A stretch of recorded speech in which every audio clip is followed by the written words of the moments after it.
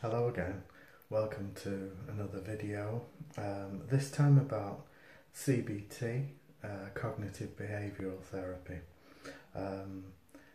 Cognitive Behavioural Therapy is the therapy of choice at the moment and has been for the last 20 years, something like that, and it's a quick therapy and it's very easy or relatively easy compared to the other therapies to reference.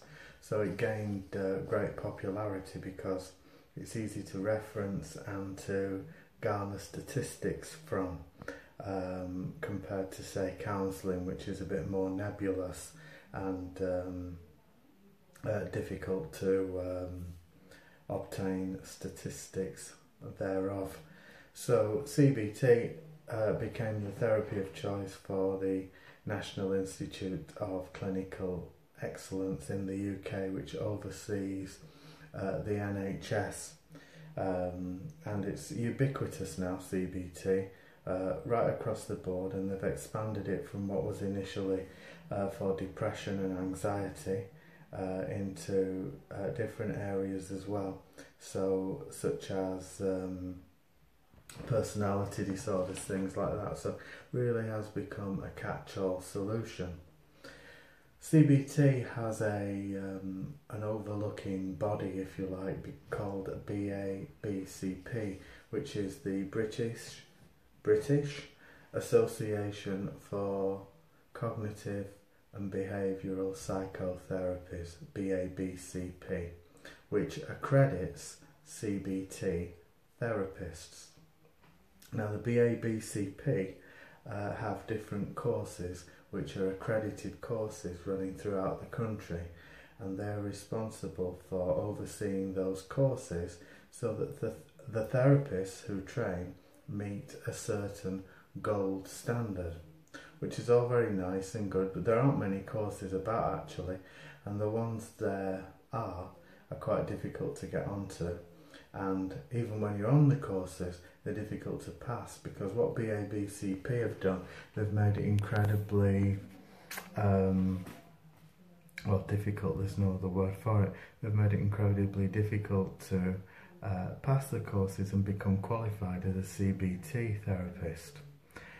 So also BABCP have tried to make the title CBT therapist a protected term in the same way as a GP, a general practitioner is, or a surgeon is.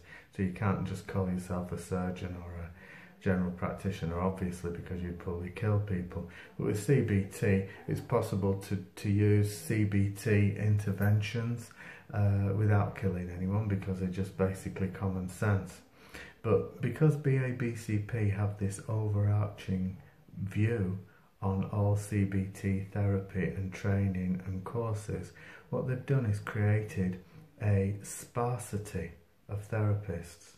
So instead of training people for what is really quite an easy and straightforward common sense therapy, they've created a sparsity because the training's so difficult to get onto and pass.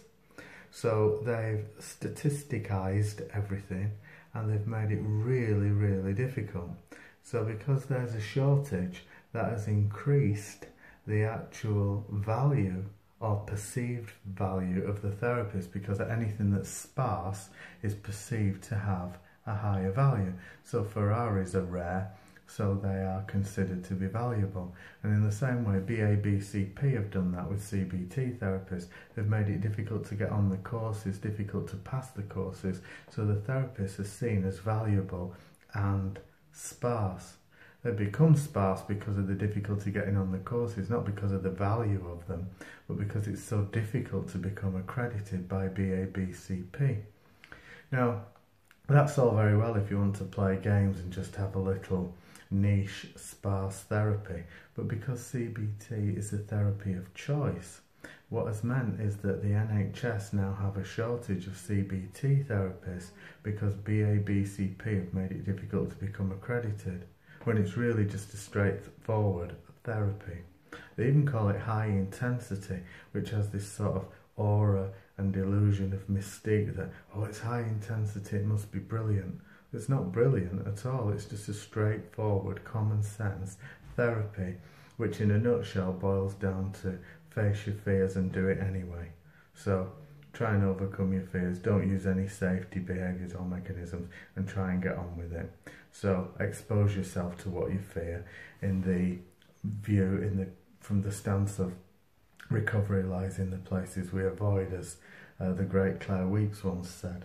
So there's no mystique, but this mystique and sparsity has been created because there's a paucity of therapists in the NHS and everywhere else for CBT. And without the accreditation, you can't work as a CBT therapist. So BABCP have this stranglehold, which is an illusion. It shouldn't have to be like that, because all anyone's doing is just doing a common sense therapy. But it's got this aura of mystique because they've made it difficult, and they've made it over difficult. And so it's created a shortage, and it's created a perceived higher value, which is quite interesting. And that's what today's video is about. So fortunately, the term CBT therapist is not a protected title at the moment, and I hope that it never is, because it means that there'll be an even greater shortage if that becomes the case. So in the same way as doctors and lawyers and people like that who really do make life or death decisions are rightly under the umbrella of a protected title, in my opinion CBT therapy should never be, because as I said, they're just basically doing a common sense therapy, which is very straightforward and can be learned from any book. If you look at the current books that are out on CBT on Amazon, the place is rife with them. So that's all you need to do, really. Thank you for watching again.